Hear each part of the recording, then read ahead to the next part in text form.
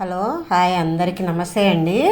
ఈరోజు వచ్చేసి దోసకాయ ఉడకబెట్టి రోటి పచ్చడి దోస గింజలు వేసి చాలా బాగుంటుంది టేస్ట్.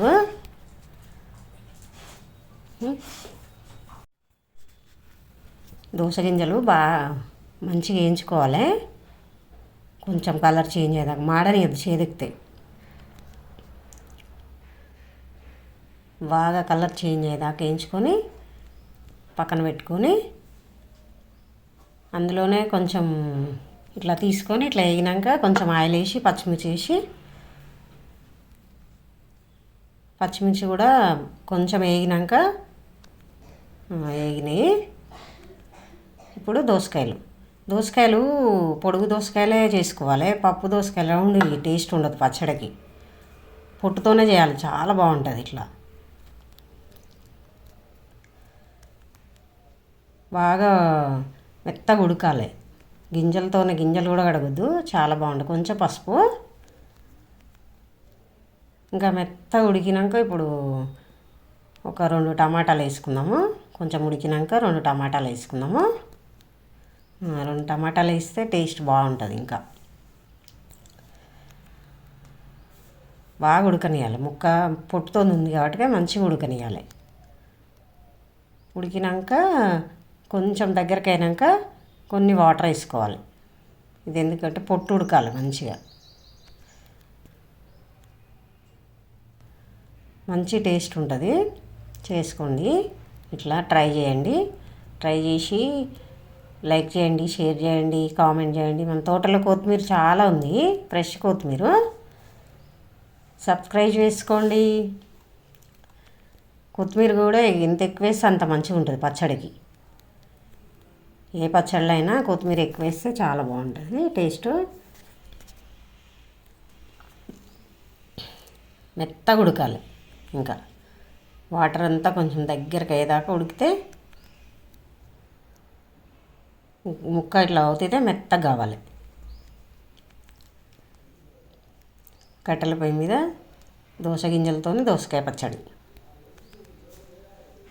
ఇంకా పోపు అవన్నీ వేసిన నూనెనే సరిపోతుంది.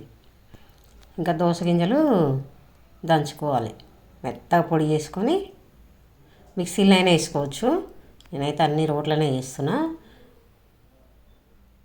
పొడి మెత్తగా దంచితే ఇట్లా మెదుగుతుంది, బాగానే టేస్ట్ బాగుంటుంది. కొంచెం ఉప్పు వేయాలి. ఉప్పు వేస్తే మెదుగుతుంది అనమాట రోట్లో ఎప్పుడైనా. గింజలు చిల్లకుంటుంటే మెదిగింది, మెత్తగా అయింది. ఇప్పుడు పచ్చిమిర్చి, ఎల్లిపాయ ఉడికింది. ఇది ముక్కలు కూడా ఉడికినాయి. దించి పక్కన పెట్టుకొని దాంట్లో నుంచి పచ్చిమిర్చి అన్ని ఒక్కొక్కటి తీసేసుకొని, ఎందుకంటే అందులో ఉంటే మెదగవు అనమాట. కొంచెం కచ్చా దంచుకుంటే ఇట్లా తీసి చాలా బాగుంటుంది టేస్ట్. మరీ మెత్తగా కాకుండా మరీ బరక కాకుండా ఉంటుంది అన్నమాట. ఉప్పు తగినంత ఉప్పు, ఎల్లిపాయలు ఒక 5-6 వేసుకోవాలి. చాలా బాగుంటుంది టేస్ట్. పచ్చళ్ళకి ఎల్లిపాయలే టేస్ట్, ఏ పచ్చళ్ళకైనా. ఇట్లా నూరుకొని ఇప్పుడు ఉడికిన ముక్కల్ని ఇల్లు వేసుకోవాలి.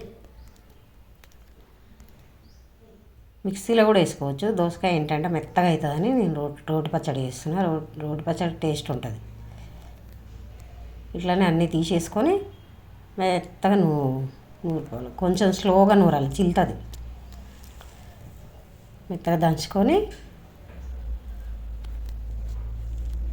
తొందరగా అవుతుంది, బాగుంటుంది, చాలా బాగుంటుంది. టేస్ట్ కూడా అదిరిపోతుంది దోసకాయ పచ్చడి, రోటి పచ్చడి.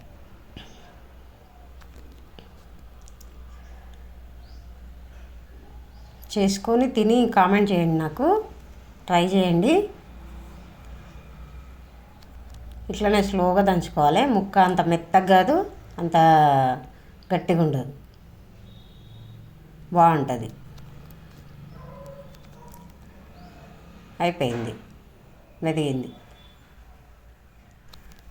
మిక్సీలో వేస్తే ఏంటంటే ముక్కలు తగలవన్నమాట, బాగా మెత్తగా అయిపోతుంది. ఇట్లా రోటి పచ్చడి బాగుంటుంది.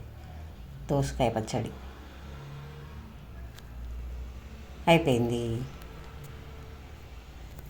బాయ్ అండి, నమస్తే.